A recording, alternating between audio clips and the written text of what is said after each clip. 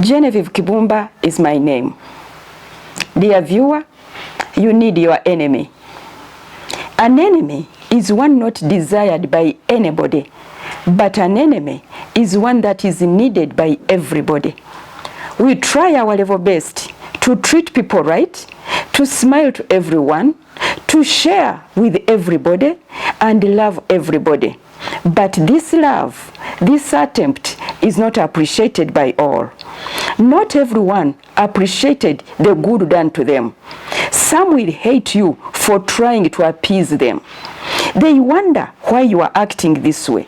Some think you are hiding something behind that facade of love. They will hate you for that very thing. You will call it no reason for hating you, but that is a very good reason for hating you. When Jesus said that your enemies will be they of your own household, he meant that the people you love most are the very ones that will hate you the most. They will try to love, you will try to love them, but they will hate you for loving them. An enemy far away can be avoided or tolerated, but an enemy that is your own flesh and blood is something else.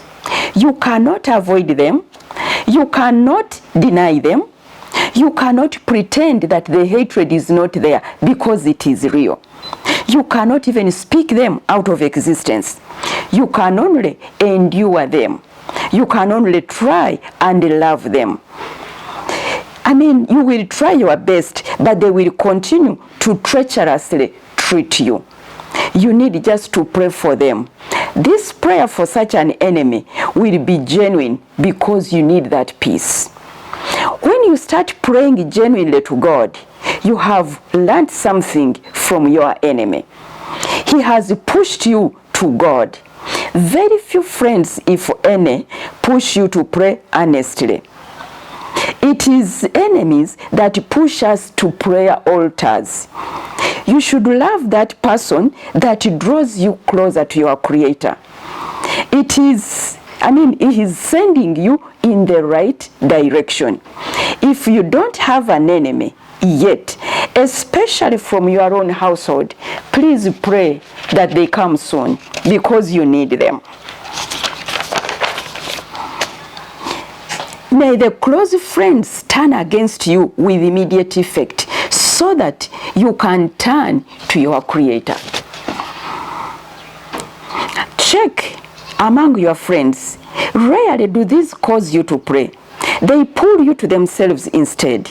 An enemy is better. They push you to God. Then you will say, give us help from trouble, for vain is the help of man. If you look back at the time you were closest to God, it was that time when you had terrible enemies. It was then that you had sweet fellowship with your God. When you analyze when you analyze King David, he wrote most Psalms, if not all of them, when he was in trouble or when he was running away from trouble. Thank God for David's enemies, for they made it possible for the book of Psalms to be written for our consumption. If it was not for trouble, the book of Lamentations would never have been written. Thank God for Jeremiah's troubles. They caused him to cry to God until it was written that he was acquainted with the trouble. The book of Job would not have been that long, 42 chapters, if his friends had not turned into miserable comforters. They came early in his trouble in the 2nd chapter of Job.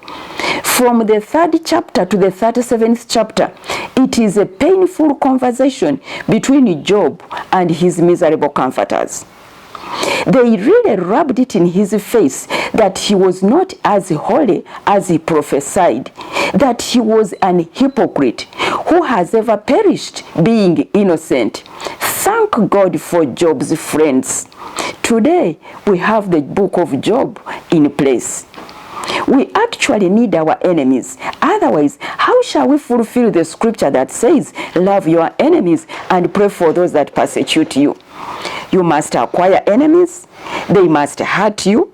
they must persecute you. Then you will be required to turn around and love them. If Hannah did not have a Peninnah, she would have been comfortable only with her husband. Her husband's love and care. In any case, he was better to her than 10 sons. It took Peninnah provoking her sore until she hit the altar in prayer. May God bless Peninnah for Christianizing Hannah. We would never have seen Samuel the prophet. Hannah needed Peninnah. May God create a Peninnah in your life if that is what will push you to God in prayer. Every prayerless wife should pray for a Peninnah for her own salvation. I wind up by saying, don't pray your enemy away. Instead, pray for more and stronger and worse enemies. Don't fear them. The God you will turn to will fight for you. I wish you the best as you meet your enemies.